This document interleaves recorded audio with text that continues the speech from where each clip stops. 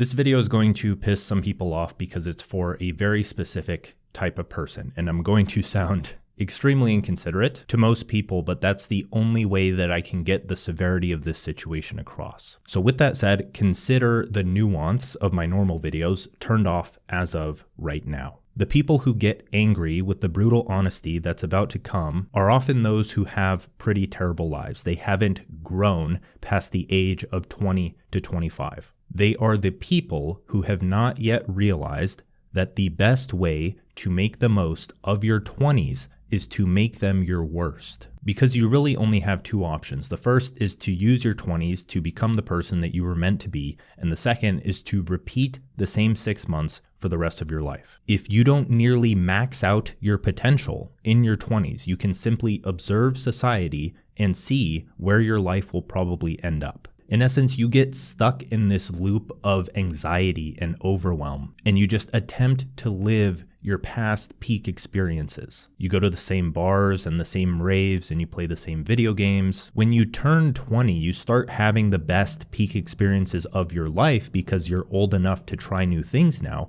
but you haven't yet realized that those should be and are the lowest peaks of your entire life. And so what happens is people register those as, oh, these are the good days. This is the peak experience. This is where I feel amazing. And they try to repeat that over and over again. And when they're not doing that, they crave the peak experience. They want the euphoria that they associate with happiness when happiness is not euphoria. So the result of this is that you just fill your entire life and it becomes your routine to engage in these extremely shallow activities that aren't leading to a good life. And eventually it becomes your identity. It just becomes second nature. You shut your mind off and you're just automatically doing these things, and it's very hard to get out of. Most people plateau around the age of 23. And then when you start to ask them, like, what are you doing with your life? In a genuine way, you're asking like, hey, like, what are you doing? Are you improving your career? What you're just talking with them. What are you doing with your life?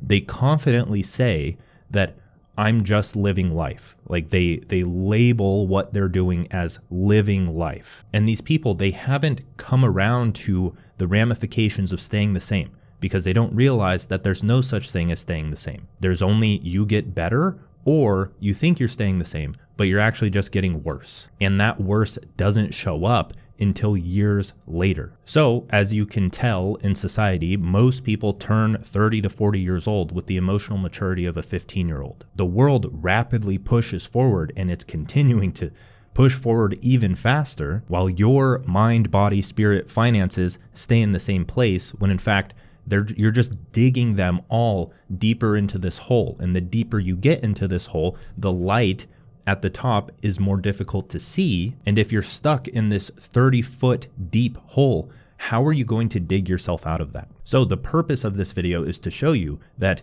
your 20s are the tutorial phase. They're not the main game. They're the preparation, not the main event. So I just want to give you 3 traps to avoid and 3 things to do because I've been in this position, right? I'm talking shit about these people who get stuck and stay the same for 6 months at a time when I was that person. And I can confidently say that my life has gotten substantially better since I made the decision to stop doing that. So I want to help shine a light of awareness in a way that can shift the beliefs in your mind that allow you to notice new opportunities and change certain aspects of your life so you can continue to get better, not in a self-improvement, dopamine junkie kind of way, but in a way that makes sense. If you can set yourself up in your 20s, your quality of life will only continue to increase. And that's even when your youth is no longer on your side. So the first trap is don't listen to anyone who doesn't have the life you want, because the people who have the life you want are extremely rare. They're less than 1% of the population. And the other 99% of people are those who just blabber about how you should live your life when they wasted their own. And if you listen to them, then you're probably going to waste your life as well. These are the people where they are adamant on convincing you that you should do something in order to live a great life because that's what they did and they don't know what a good life could have been for them. They're adamant on convincing you that the greatest things to do are the greatest things that they did, and those things aren't that great at all. If you bring them your goals that sound close to impossible. They'll tell you to be more realistic. They'll tell you to create a budget. They'll tell you to invest your measly savings. They'll tell you to go out and have fun and make the most of your 20s when they have no idea what making the most of your 20s means. And then they will tell you that during that time to set yourself up in this boring mechanical life through a thing called a job, doing work you hate until you turn 50, as if that's some like twisted rite of passage, right? That's all they're focused on because they have this industrial mindset. It's like, okay, you need to go to school, get a job because that's what your grandpa and great-grandpa and great-great-great-grandpa did. And they don't understand how technology is changing career paths and that you can actually do something different. So when you go and you take that to them, it doesn't even register in their brain. It puts them into survival mode because they're afraid that you aren't going to survive. Many people say they want the best for you, but in reality, they just don't want to feel inferior to you. So you have my permission, and you should give yourself permission to ignore most of what these people say. Just practice deliberate ignorance. You can entertain the thought, but don't let it into your mind. You need to do your own independent research, and you need to actively search for the less than 1% of the population that have the life you want, and you need to listen to their advice.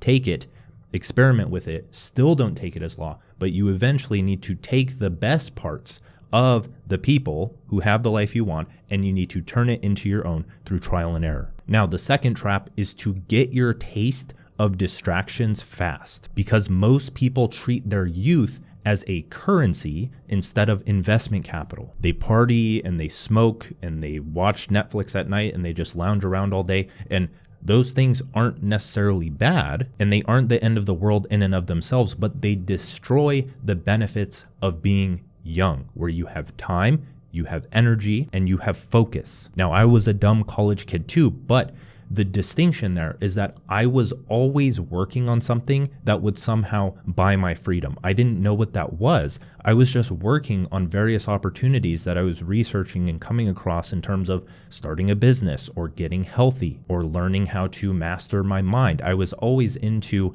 self-improvement, not what self-improvement has become, but in bettering myself, because I knew at such a young age that I didn't want to end up overweight, obese, low energy, financially unstable. I wanted to take control of those things fast.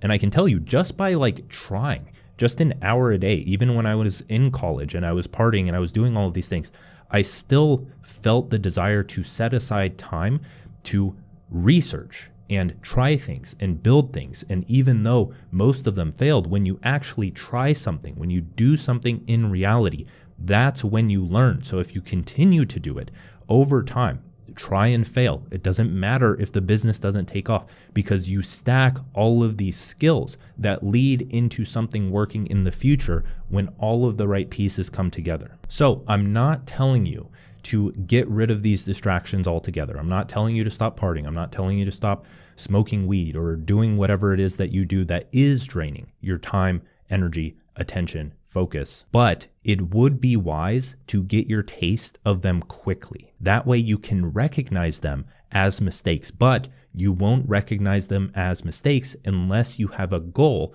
that you are actively working toward. Because in order for a goal to have gravity, for you to be disciplined or motivated to achieve that goal, you have to have some form of energy invested into it. You need to spend a month working toward a goal so that you actually feel the pain of no longer working toward it, or you can register the smoking weed or being lazy or eating junk food as a mistake. Because if you aren't, let's say, going to the gym as a goal, then the alcohol isn't going to take away your performance at the gym. If you are not working on a business, then again, the alcohol, the partying, the weed, it isn't going to affect your mental clarity for making more money inside of the business. Most people aren't working towards meaningful goals, so all of the distractions that they're engaging in aren't distractions to them. So the third trap is to do everything in your power to not get a job. And this one is more personal to me because this is what I did, and it drastically changed my entire life. Because when I was around the age of 15 years old, I just had this insight. I don't know where it came from. It just came to me. The insight was that if I got a job, like most people, I would end up like most people. And when I look at most people's lives, I would understand that right as I accepted the job, a third of my time would be taken from me. That's insane. A third of my time that I could use to better myself, do what I want, other things of that nature, create a type of work that I enjoy so that I don't hate a third of my life. I don't know how that doesn't register to certain people. But then on top of that, another third of my life would be spent in this low energy state, right after work, when I'm drained from putting in energy to something that I hate, and you become what you focus on. So if you focus on something that you hate, you're going to become something that you hate. And the other third of your life, when you get back from work, you're just drained. You don't want to do anything. I remember when I was working as a web designer at my 9-to-5 job, I had been in the gym for my entire teenage years. It was very important to me. And that was the only time that I've ever started skipping the gym, right? I didn't want to go after work because that would just extend how much less free time I had to myself. I would go to work it would take an hour to commute. So I'd leave at 8, get there at 9, clock out at 6 because an hour lunch. And then that doesn't count towards your 9 to 5.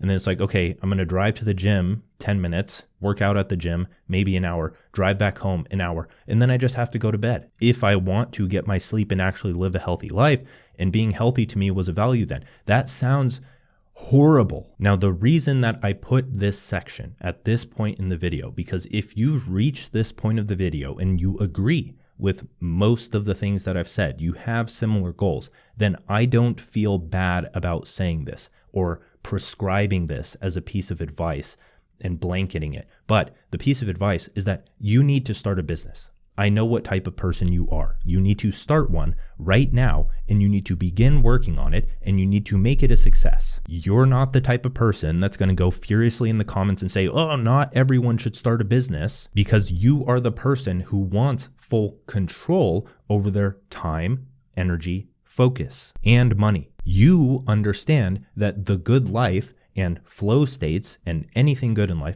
stems from an increasing level of challenge that is matched by an increasing level of development in your mind, body, spirit, finances, etc. And at 99% of jobs, I'm not talking about the 1% that 99% of you aren't going to get. At the 99% of jobs, the level of challenge just stops after like 6 months, right? You get used to the job, you've gone through the tutorial phase of the job, you're working on the tasks, it becomes normal to you, and then you just get into this repetitive routine of wake up, go to your computer, go to the office, wherever you go, and just do the same thing day after day. And that's a great way to waste 40 years of your life. It psychologically castrates you. And if you don't believe me, just research psychology for a year and you will understand exactly what I'm saying. Now, if this is one of your first businesses that you're starting, it doesn't really matter what kind of business you start, because what you do 2 to 3 years from now will be completely different. You are simply starting a business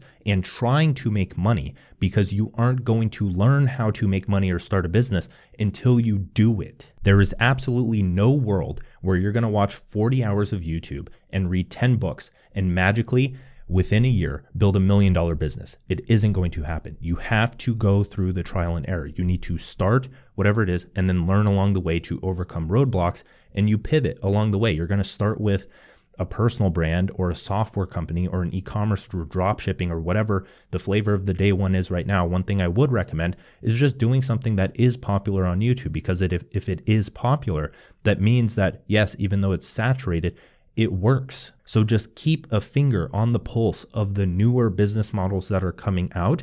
And if you actually commit to it, which 99% of people don't, then you will probably make 10 to 100K a month if you actually have a bone in your body that can improve and iterate and not quit after 2 weeks. Those who are not in the game just don't understand how little competition there actually is. Just because you're scrolling on social media all day or you see all of this success, these successful businesses popping up, it's like 10 to 50 people that you're seeing. That's it. Maybe 100, maybe 200 out of 7 to 8 billion people on this planet. The echo chamber that you're in is so incredibly small. It's actually mind-boggling. The only successful people in an online business, as one example, are those who just don't care if there's competition and know that they can grab their piece of the pie too. Now, on to the first thing that you should do. We just went over the 3 traps. Now we're going to go over the 3 things you should do. The first is to set goals that fucking scare you. And when I was mapping out this video, I felt like this ball in my chest of emotion,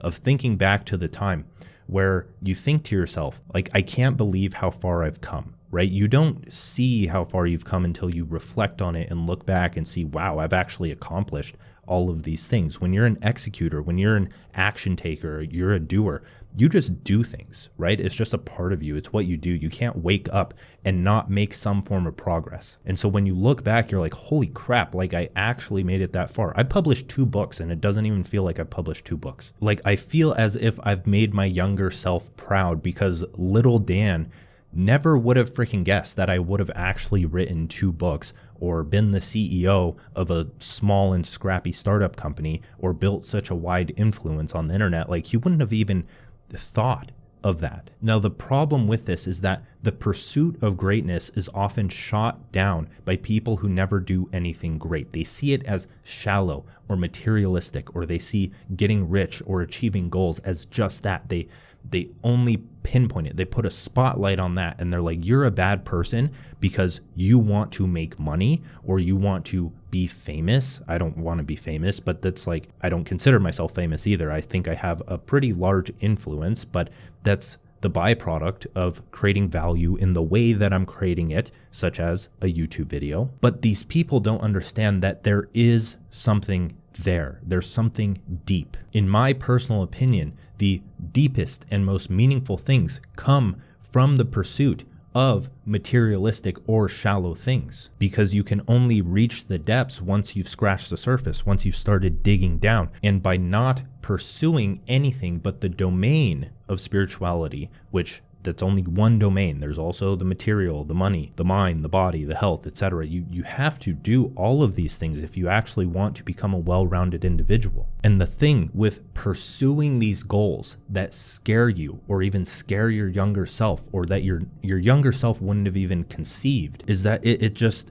that alone is a source of energy that is so potent that even the world's strongest stimulant just can't compare to it. It feels so good, and that's not sustainable. Don't try to sustain it, but I'm sure you felt that when you're pursuing this big grand vision, that is just a massive source of intrinsic motivation. It's like a cosmic pull that is just calling you to become your higher self. It's your calling. It's a self-imposed calling. So to replicate this, I want you to pull out a sheet of paper, and I want you to write at the top 10 goals, 10 years. And I want you to write down 10 goals that make you physically uncomfortable for 1 year at a time for 10 years. And then you're just going to focus on one massive goal per year. Why? Because your mind expands to fill the goals set for achievement. It's like Parkinson's law, but for goals. And because building a $1 million company takes almost as much effort as building a $100 million company. And if you don't believe that, you don't understand it. You don't understand that when you set a massive goal, it changes the actions that you take. If you're trying to build a $1 million company, you're going to take $1 million actions because that's your goal. If you try to build a $100 million company, you're going to go down a pretty different direction in order to get there. And you only have 8 hours of work in you a day. It takes the same freaking amount of effort. And one could even argue that a local coffee shop owner or a restaurant owner works so much harder than someone who has started an online business, and they make so much less because the goal of it is much smaller. The opportunity in it, the leverage in it is much smaller. Now, there's lots of context missing there, and there's obviously ways to build chains of these coffee shops or other things of that nature, but we live in 2025, and for most people, starting an online business is a lower cost way to go with a much higher upside. And with the internet, it's a lot more common now that hard work doesn't lead to much in isolation. You can spend 10 years writing a book, and that doesn't mean that that book will get you rich. It doesn't mean that people will read it. It doesn't mean that it's good. Now, the second thing to do is to make as much money as you can. Why are we trying to make as much money as we can? Are we doing it because we're bad or because we're evil people who just want to make a lot of money? No, we're actually doing this as a way to supercharge the growth and development that we have throughout our 20s and our 30s. Because money is tricky, right? So many people don't see it for what it is because it's so intimately tied with our self-worth and our morality and our survival. So when people try to make money or hear about money, they have all of these beliefs about it that they don't think they can change, or they register those beliefs that were conditioned into their head as truth. Your parents tell you to save your money, your pastor tells you to shun money or not worry about it, and your culture that runs on money tells you it's not important. And so you listen to all of these things, and then you just get pile drived into the ground because you have these bills stacking up, you can't get what you want in life, and you feel guilty or bad for pursuing something that you want in life, and you start to think that you can't make money and be a good person at the same time. That is just categorically false. So am I telling you to make a bunch of money and be evil? No, I'm telling you to develop yourself, develop your mind, and develop your finances so you are a well-rounded individual who can make their own decisions when it comes to money because you've experienced it. Very few people actually decide to see beyond the virtue signaling that is rampant on social media and everywhere else and form their own opinion about what money is and what it can do for you. I do not care how spiritual you are or how intellectual you are. If you have a poor psychological relationship with money, you are not as developed as you think you are, and you are not living as good of a life as you think you are, because money is involved in almost every single decision you make. And if you have a poor relationship with it, then your life is going to be pretty terrible. And we don't live in pre-industrial times anymore. No, you are never going to go back and live like your ancestors.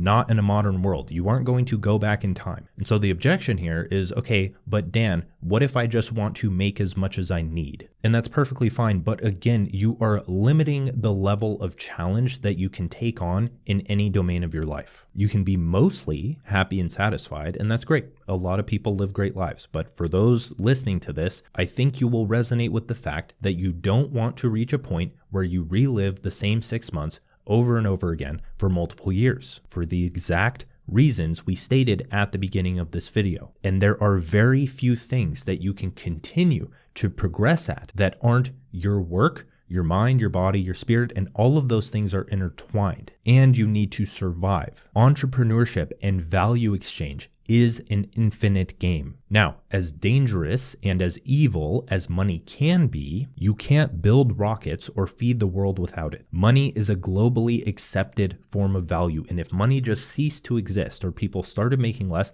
the world would get bad very fast because people don't work when they aren't motivated with a reward. That doesn't have to be your only reward, but that's why people work. Now we're going to talk about this in like 2 videos from now. The next video is going to be on the 3 decisions that will make you rich. And then after that, it's how to learn anything in 2 weeks. So with that, making money is a skill. It's so tied in with your identity that you don't see it as something that you can practice and improve. We're going to talk about how to learn anything in 2 weeks in that video. But for now, just understand that making money is like learning a language or learning how to play the guitar. The difference is that when you try to make money, one, you need another person involved, and you usually need to interact with other people. That means that your ego is going to come into play. Your values and beliefs are going to come into play. When you're playing the guitar, it's pretty obvious. You just pick a song, you try to play it, you look up how to play that specific note, then you continue learning how to play the notes, and then eventually you can play the song, and then you picked up techniques and you go to play another song, and then it's easier, and then it's easier, and then it's easier. The thing is that with instruments or video games, so many people are okay with playing video games and getting so good at them, but with those, there's no risk. It doesn't matter if you fail. With making money, it matters if you fail, and that's exactly why it's important to do, because that's how you practically overcome caring about what other people think or managing your emotions. Entrepreneurship and making money are deeply spiritual because you experience more negative thoughts, negative emotions, negative experiences